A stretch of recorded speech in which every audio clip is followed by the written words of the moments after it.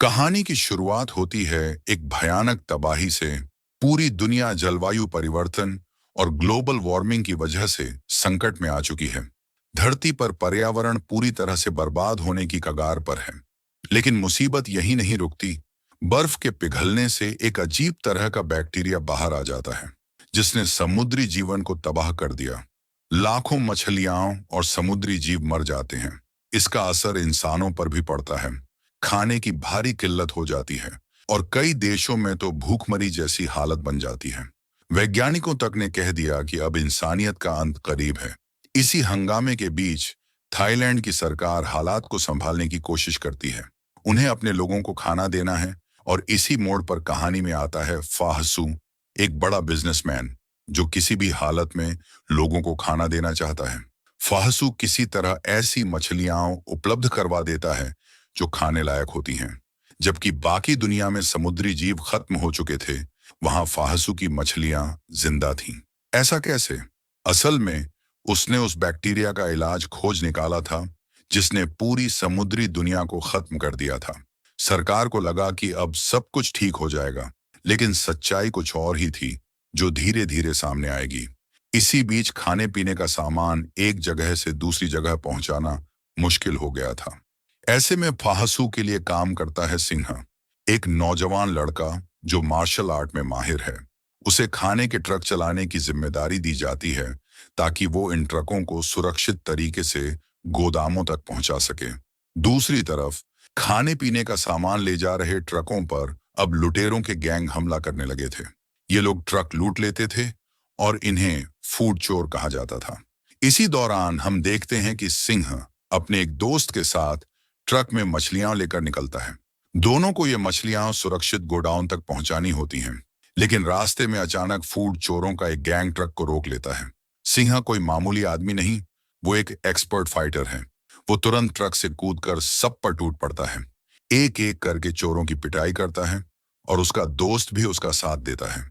दोनों मिलकर चोरों को भगा देते हैं, लेकिन लड़ाई में कुछ खाने की पेटियां टूट जाती हैं।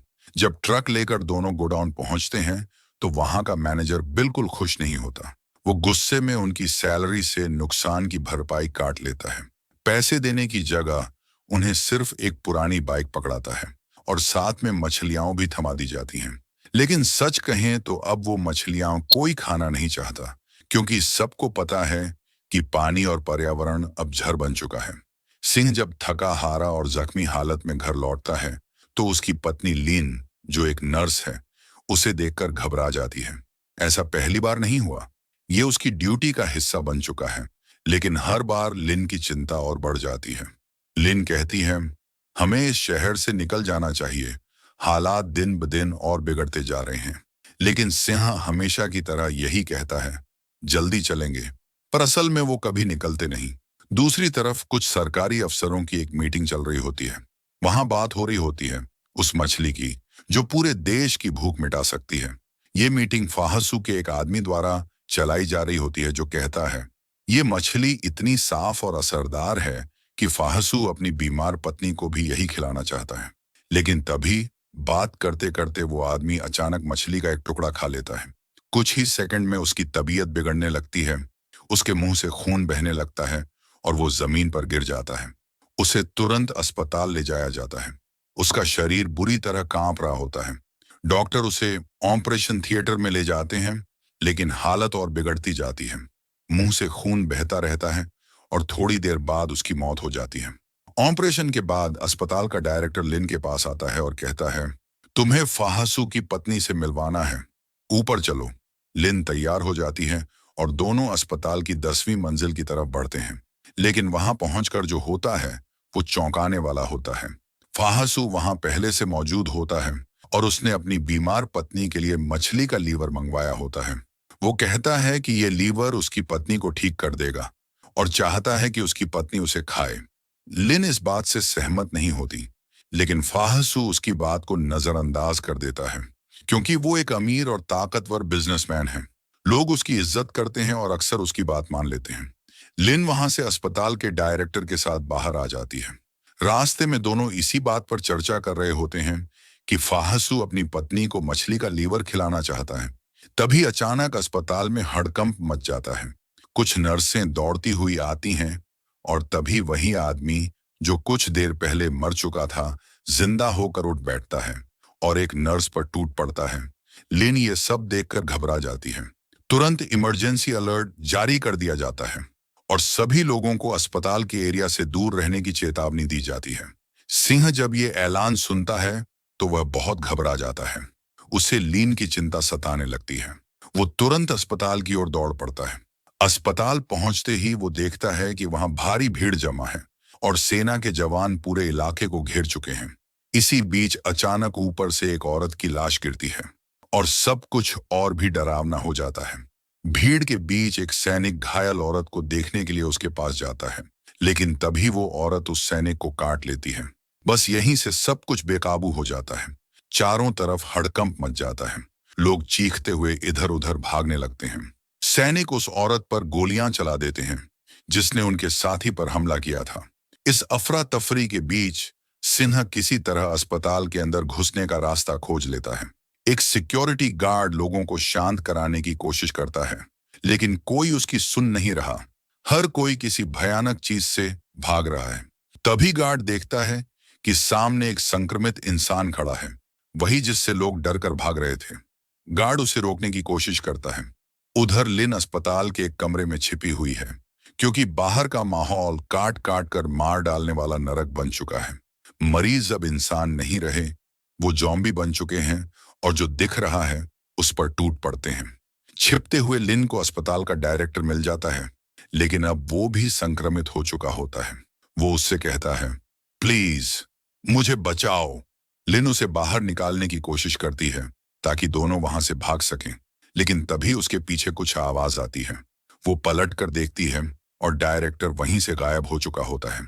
अब जो नजारा दिखता है वो डरावना है। डायरेक्टर अब पूरी तरह जॉम्बी बन चुका होता है और अगले ही पल वो पास के एक आदमी पर हमला कर देता है। फिर जैसे ही उसकी नजर लिन पर पड़ती है, वो उस पर भी झपटता है, लेकिन लिन किसी तरह खुद को बचाकर वहां से भाग निकलती है। वो कमरे से बाहर निकलती है और तभी उसके रेडियो में सिंह की आवाज आती है। वो उसे पुकार रहा होता है। लिन फौरन जवाब देती है और अपनी लोकेशन बताती है, लेकिन तभी अस्पताल की बिजली चली जाती है। चारों तरफ अंधेरा और डर का माहौल बन जाता है। उधर सिंह एक भयानक जॉम्बी से भिड़ रहा होता है, लेकिन वो हार नहीं मानता। वो जोरदार हमला करता है और उस जॉम्बी को दूर भगा देता है। इसके बाद उस पर जॉम्बियों का एक पूरा झुंड टूट पड़ता है, लेकिन सिंह किसी को भी अपने रास्ते में आने नहीं देता। वो हर जॉम्बी को गिराता जाता है और मंजिल की ओर बढ़ता है। अंत में वो सीढ़ियों तक पहुंचता है और जल्दी से दरवाजा बंद कर देता है ताकि जॉम्बी अंदर ही फंसे रहें। तभी उसे दिखता है कि उसका दोस्त बांस जॉम्बियों के बीच फंसा हुआ है। बांस डर के मारे एक कोने में छिपा होता है, लेकिन ठीक वक्त पर सिंह वहां पहुंच जाता है और बिना रुके जॉम्बियों से भिड़ जाता है। उसका हर एक वार जॉम्बियों की हड्डियां तोड़ देता है, लेकिन तभी एक जॉम्बी चुपके से बांस के पीछे से आता है और उसकी टांग पर काटने की कोशिश करता है। अब लगता है कि बांस भी जॉम्बी बनने वाला है, लेकिन हकीकत में वो जॉम्बी कोई और नहीं बल्कि एक बूढ़ा आदमी होता है जिसकी नकली दांत थे।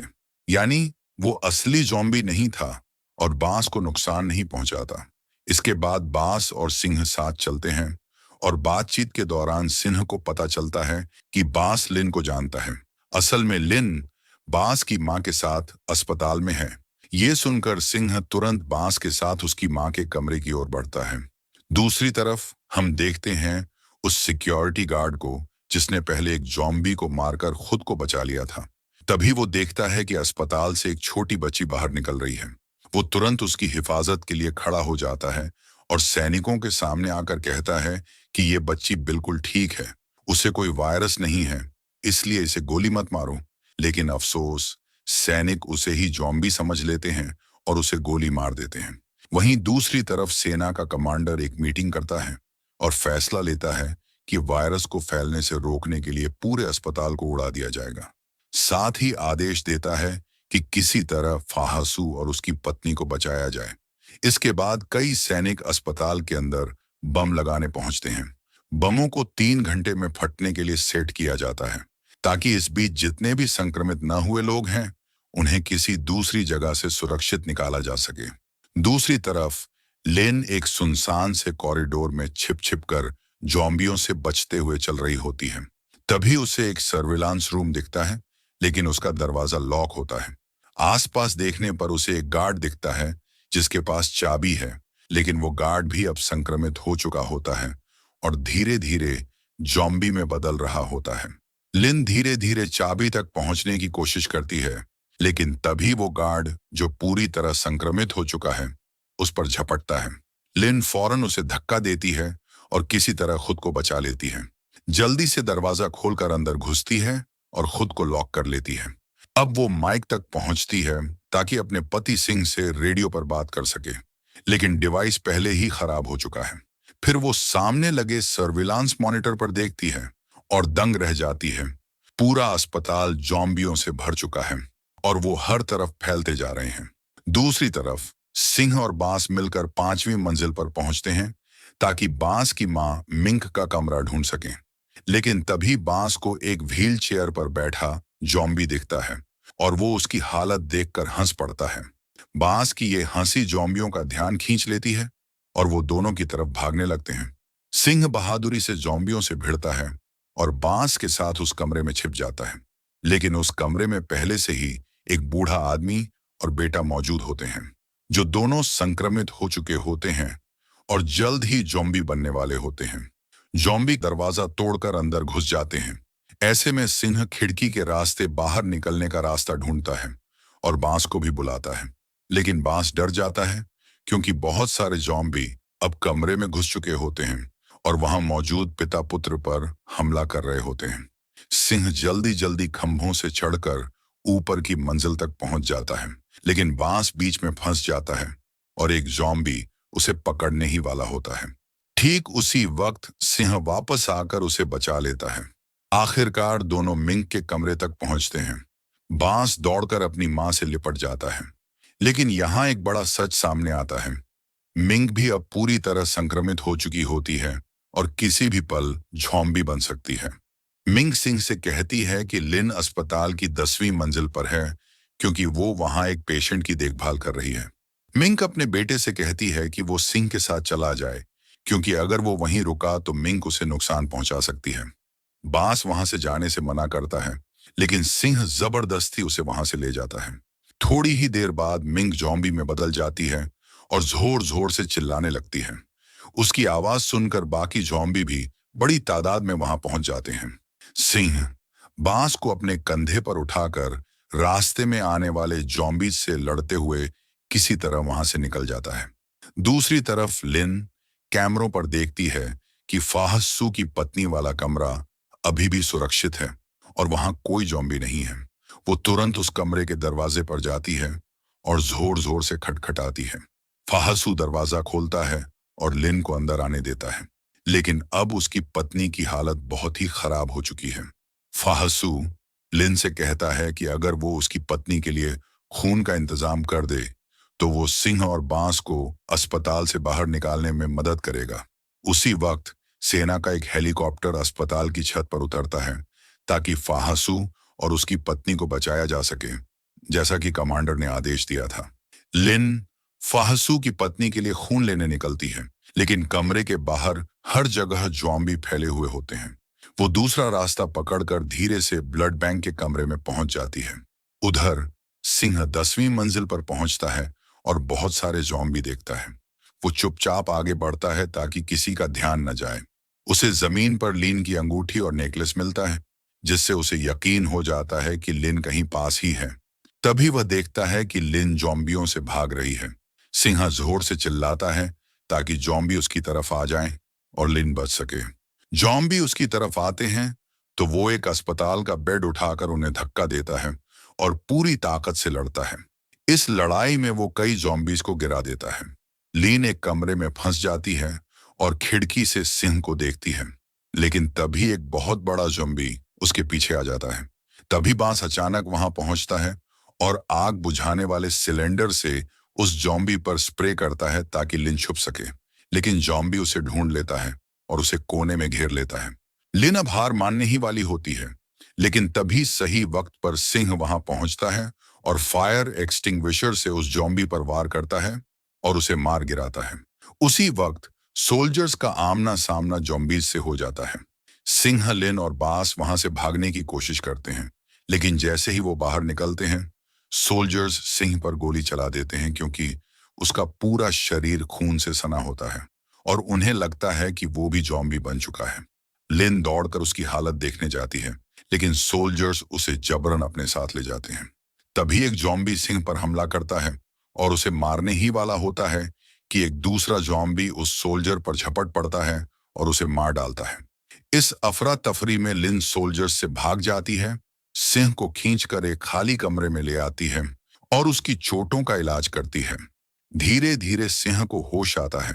वो लिन से माफी मांगता है कि हमेशा उसे चिंता में डाला।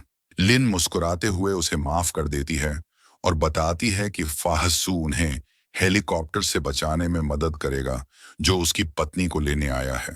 यह सुनकर सिन्हा को थोड़ी राहत मिलती है। उसी वक्त बांस को बाहर किसी की आहट सुनाई देती है। जब वो जाकर देखता है तो पता चलता है कि अब सोल्जर्स भी जॉम्बी में बदल चुके हैं। वो दौड़कर सिंह और लिन को चेतावनी देता है, लेकिन तब तक दरवाजा खुला रह जाता है और बहुत सारे जॉम्बी कमरे में घुस आते हैं। सिंह शराब की बोतलें जॉम्बीज पर फेंकता है और आग लगाकर उन्हें रोकने की कोशिश करता है, जिससे सभी को भागने का मौका मिल जाए। उसी वक्त फायर सप्रेशन सिस्टम ऑन हो जाता है और सब जगह पानी गिरने लगता है। इसी दौरान लिन को एहसास होता है कि सदमे में आकर अब फाहासू अपना होश खो चुका है और फिर उसकी पत्नी भी जॉम्बी में बदलकर उस पर हमला कर देती है। अब सभी लोग पार्किंग एरिया में पहुंचते हैं, लेकिन तभी एक बड़ी भीड़ में जॉम्बी उनका पीछा करने लगते हैं। सिंह पीछे रुक जाता है और कहता है कि वो उन्हें रोकता है, तब तक लिन और बांस छत पर जाकर हेलीकॉप्टर पकड़ लें। लिन थोड़ी देर हिचकिचाती है, लेकिन फिर बांस को लेकर भाग जाती है। जब वो लोग हॉस्पिटल की छत पर पहुंचते हैं तो एक सोल्जर उन्हें चेक करता है कि कहीं वो संक्रमित तो नहीं। सब कुछ सही पाकर सोल्जर कहता है कि वो 5 मिनट तक सिंह का इंतजार करेगा। उधर सिंह कार के अंदर से जॉम्बियों से जंग लड़ रहा होता है।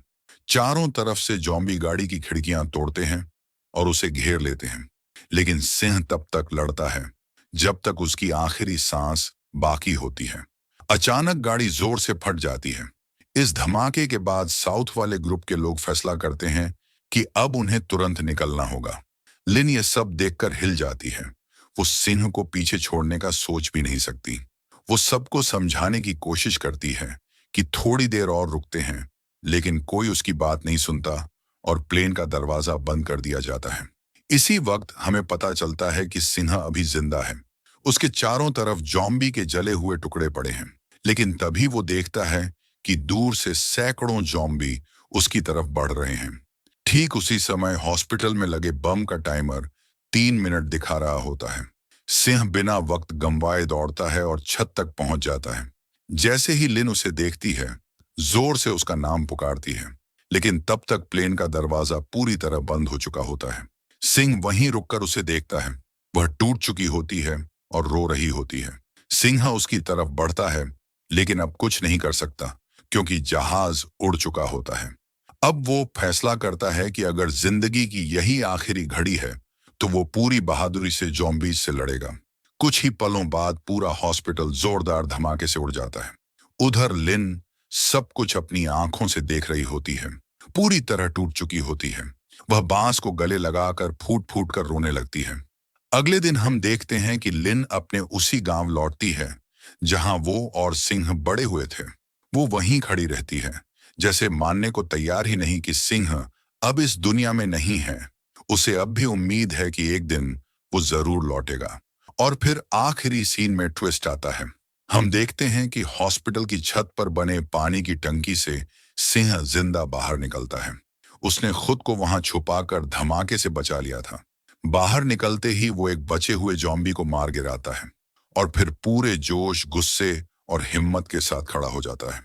और इसी सीन के साथ ये कहानी खत्म हो जाती है।